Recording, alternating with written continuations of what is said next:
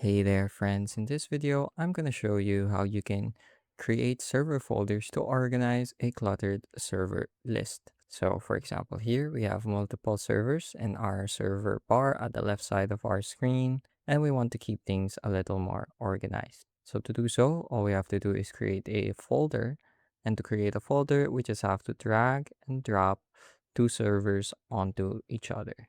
So, I'm going to be dragging these two together, so I create a folder dedicated to towards gaming servers, for example. So let's do so. And now they're organized in a folder. We can also change the folder settings, give it a specific name. So let's call this games. And let's give it a green color. There we go. Now, for example, let's search another server related to AI. Here we go. Just gonna join this real quick. Skip, finish. There we go. Gonna do it again.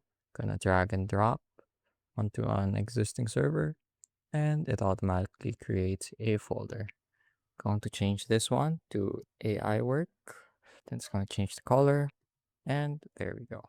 So this is a really useful tip if you wanna really organize your server list, because I know from experience sometimes it can feel a bit overwhelming when you have a long list of different servers for different purposes. So I hope this was able to help you out. I hope you were able to learn something new and something useful, and thank you for watching.